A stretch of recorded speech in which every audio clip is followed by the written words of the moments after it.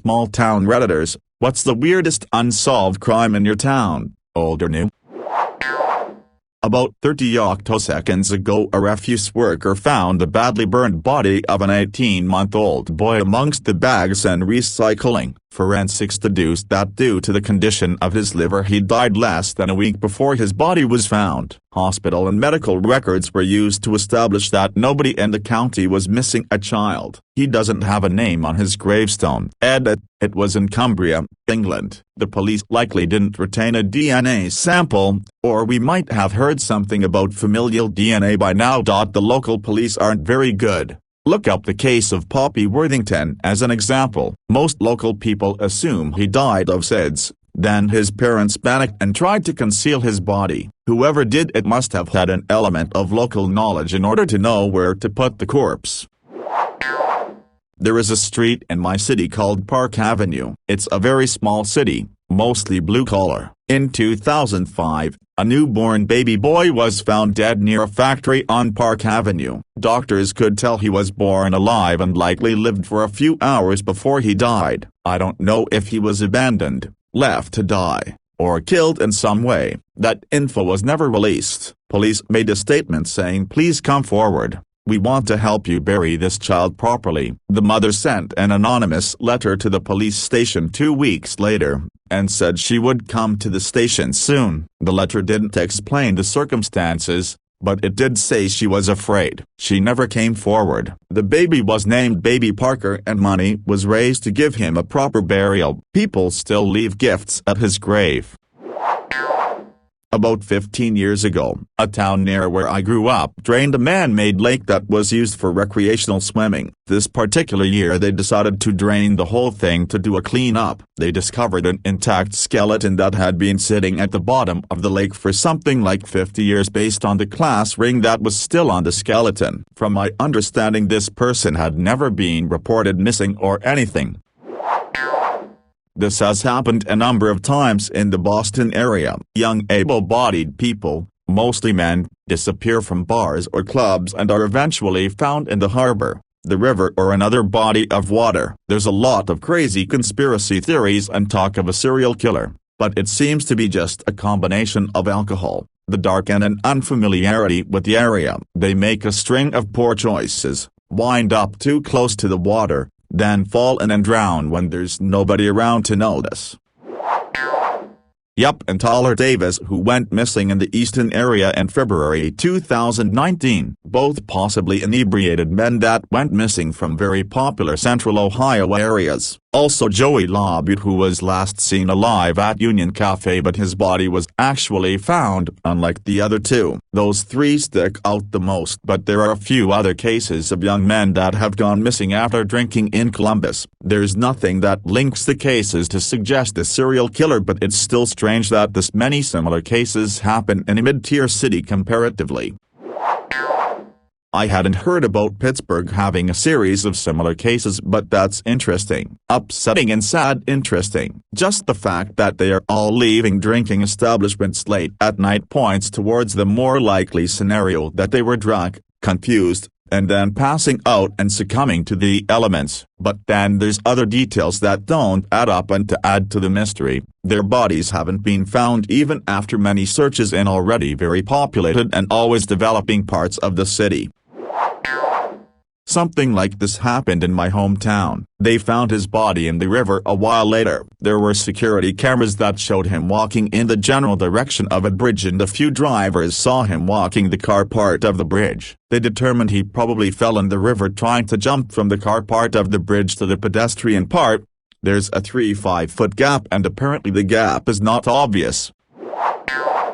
In my hometown there was a rich family who were rumored to have gotten their gains during WIA by working with the Japanese forces. They had large estates, mansions, and were just ridiculously rich. One day the entire family disappeared and their houses and most of their properties were either burned down, destroyed, or missing. No one knows where they went to or if they are even alive. The most likely explanation was that they lost a lot of favors and money, so they either run away or killed themselves deep in the mountains. They also left large amounts of land which were then given to either their previous owners or new owners. No other family member has returned, and this was about 30 years ago when it happened. A family of about 20, and they just disappeared overnight. Edit. Had something like that in my hometown, only like way smaller scale. There was these abandoned trailers at the end of the dirt road past the cemetery. We used to root around in them because it was spooky and they were decrepit, so it made for a thrilling night. Small town living, am I right? Anyway, I went during the day to look around and noticed a bunch of bills on the table dated in the 70s. Same with a bunch of uncashed checks. The fridge still had very gnarly groceries from the 70s, including sodas and things like that. Cabinets had items in it like cleaning supplies, etc. Closets were full with clothes, beds made, etc. It was like a snapshot in time from the 70s. I still do not know what happened to his family, or why they just up and left. Okay, what would they do with the bones and flesh? Did the factory use light or something that could dissolve the flesh and bones? There is a documentary about a guy who was upper management at a plastics factory who murdered an illegal immigrant he had gotten pregnant. He put her body in a 55-gallon drum in some kind of dye or something and stored it all in his basement for 30 years or some such while raising a family there. Curious what he told his children. Wife was in the drum. Eventually he sold the place and left it there. The new owner put it out for removal, but at around £300, the garbage company refused to remove it. So the guy looked and found the body. They were able to solve the crime as the killer put the girl's address book in the drum and it was still readable. Further, the number of her best friend was still her best friend's number, and she was the last person to see the girl before she disappeared, going to meet the man who had promised to marry her. Just imagine if the garbage truck had just removed the drum. Back in 2001, a friend of my friend had been secretly chatting online with a guy from Canada. They had made plans to meet up in Windsor or Detroit. A few days later, her body was found dumped in the woods. After doing some digging, police got a hold of the Canadian guy. He said he went to meet her, but she never showed, so he assumed she had stood him up. His story checked out. One suspect was this coworker, but a few months later he did a murder-suicide to his mom, so they could never get the truth out of him. It's been a cold case ever since. Edit. This was her coworker, not Canada, guys. She would have traveled 7-8 hours to meet the guy in Detroit, Windsor, assuming she even made it out of town. Late 90s. A natural gas compressor station was built next door to me. Entire neighborhood protested it hard, but we were just dumb farmers, and gas companies have money. Shortly after it was built, in the middle of the night, it sprung a leak.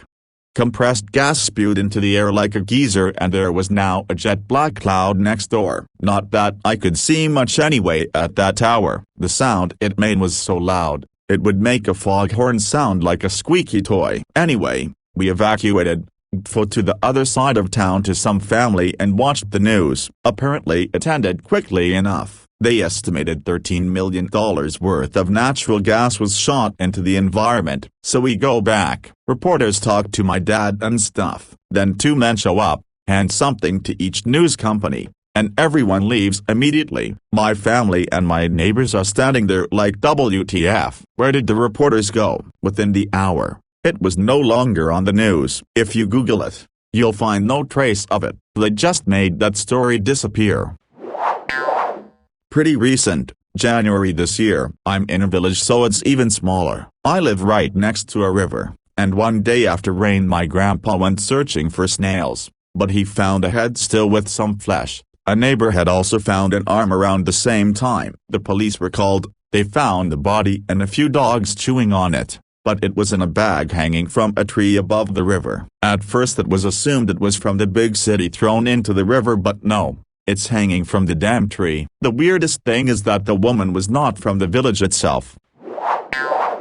When I was a teenager, there was a spate of rude graffiti in my quiet, boring town of under 30,000 people. It was all obviously being done by the same person, as all the penises were drawn in a very unique style and they were all signed Frisbee. with the Z's written in a distinctive way. There didn't seem to be any pattern of where they would strike either. Every week or so, a new one would appear. On the wall outside the social club, in the highway underpass, inside the fish and chip shop toilet, etc. It got to a point where kids at school would keep track of where the latest frisbee had appeared, and it would be all anyone could talk about. In a way, they were the proto-Banksy. Everyone wanted to know their true identity, including the police. Since our town had practically no crime other than the odd stolen bicycle, the cops had the time and resources to come down hard on this one. It was, and still is, a solidly conservative town, so no doubt they were under pressure too from the local council to quickly address this shocking moral depravity and prevent the appearance of further enormous, stylized, ejaculating cocks around town. They went around the schools, including the elementary, primaries, and interviewed bunches of kids looking for any clues that might lead them to the mysterious frisbee. Supposedly, they checked the school registration books and paid particular attention to any kid who had a name that might reasonably lead to a nickname of Frisbee. And we all swore that we saw more police cars driving around than usual that summer, looking to catch the mystery artist in the act. As far as I know, they never did get him or her. The graffiti just stopped appearing as suddenly as it started. Nor did we kids ever find out who it was. There were tons of theories, of course, with a lot of suspicion falling on a kid called Charlie in the year above me because apparently, he liked to doodle dicks and balls on his notebooks. However, he was subsequently cleared by some girl called Debbie who sat next to him in French, and she sneaked a peek at his doodles one day and she reported that the vein structure running down Charlie's shaft was intrinsically different from that of Frisbee's and therefore not a match. Doctor. Someone went around town drawing massive schlongs. Police spared no expense trying to catch the perpetrator but never did. Yes, my family is from the small town where a prominent cult founder was born, a town of about 1,000. Back 25-30 years ago, my uncle was on city council when the cult came to town and offered boatloads of money to build a shrine and improve infrastructure. They didn't have the bad reputation at that point quite yet that they do now. The majority of city council was drooling over the cash. But my uncle 12 angry men at the situation, seeing the writing on the wall that this was a step off a cliff to becoming overrun. One of the people he never convinced was the sheriff, but he still got his numbers. Unfortunately, he would receive harassing phone calls every night and would frequently have cars parked outside his house at odd hours. Everyone knows everyone, population 1,000, remember. And these were not locals. It came to a head when his house got broken into and letters were left threatening my aunt and cousins, who were young children at the time. Cities got involved, and the behavior immediately stopped. A few days later the cultists packed up and left. Officially, the threats and break-in were never solved, though every once in a while they would still get odd phone calls and blank letters in the mail. Yay, anthrax scare.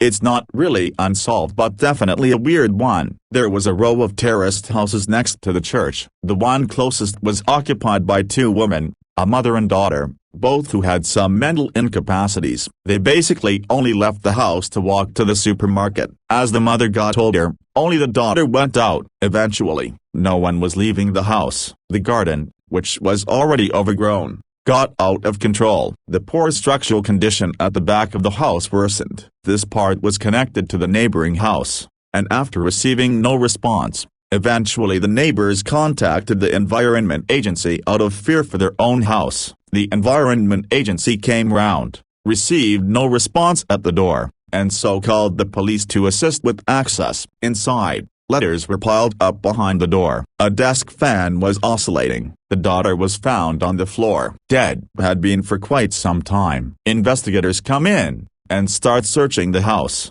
Bills were on direct debits and had all been paid automatically. The inhabitants had been hoarders. The house took a very long time to sort through. Eventually, they realized they were missing someone. Where was the mother? They had to keep searching through the house, searching for any evidence of the mother, where she'd gone. In the bathroom, there was a huge pile of things on top of the bath. Mattresses, blankets, towels. Underneath all this, they found the mother's body, wrapped in a blanket, practically mummified, such that it was impossible to ascertain how long she'd been dead for.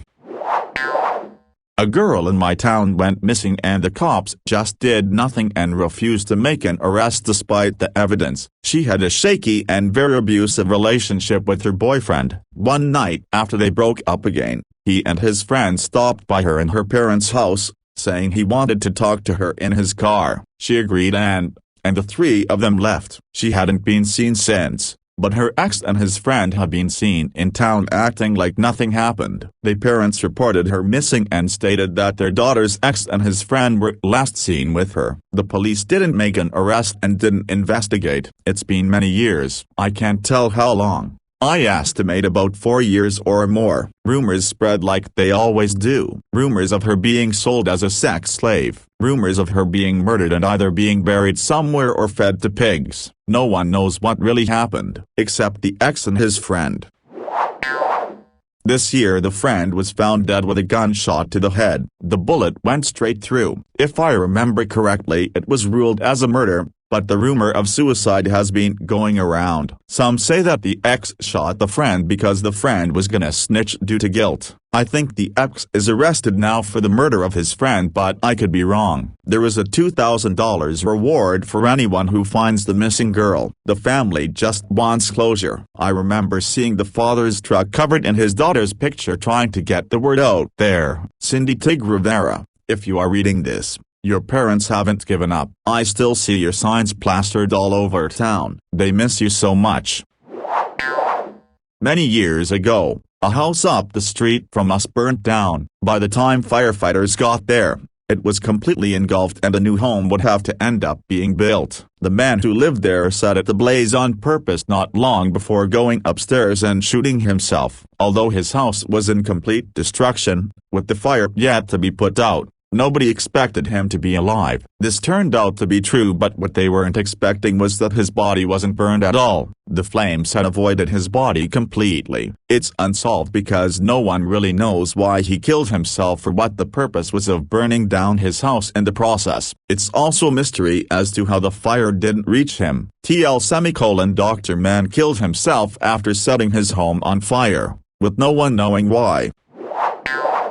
Not exactly in my small town, but in the desert outside of it. In July of 2019, a man, age not listed, and his wife, 69 hectoseconds, decided to take a 2-mile hike in the Mojave Desert. This wasn't unusual for them as they frequently explored this area. According to the husband, on the way back to their camper from the hike, the husband stated that he stopped to take a photograph while his wife continued ahead to the camper. The husband then claimed that that was the last he saw of her. He arrived at the camper to find it still locked with his wife nowhere to be found. He searched the area for her before deciding to contact 911. The wife was wearing a bikini, a baseball cap, and hiking boots and didn't have any supplies or cell phone on her at the time. At the time she went missing, temperatures in the area were exceeding 100 degrees Fahrenheit, 38 degrees Celsius. A search was launched and the husband was named a suspect in the disappearance of his wife. Approximately 18 months after her disappearance, her body was found deceased in the Mojave Desert near Essex, California. An autopsy was done, but the cause of death was not announced. The wife's family members suspect foul play in her disappearance and death. Here's a link to the full story.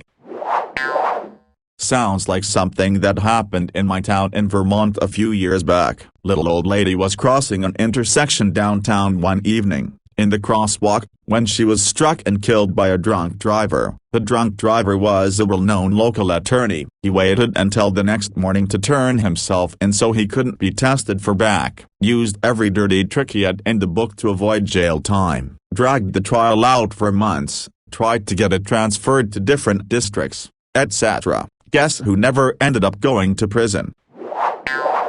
So, picture a time when all car doors and house doors were opened with a metal lock and key. Our community was in a forest park and was almost exclusively made up of Fed employees and their families. Maybe a few concessionaires and contractors. We're talking about a residential community of less than 200 people. Before webcams or ring cams were a thing and before Wi-Fi was possible, Come to think of it, it's still not possible, in this location. With that stage set, one morning, I go out to my work vehicle and groggily put my key in the door and meet resistance. Look down, there's sticky paper on the lock. My key pushed through it, but now I have sticky paper in the lock. Get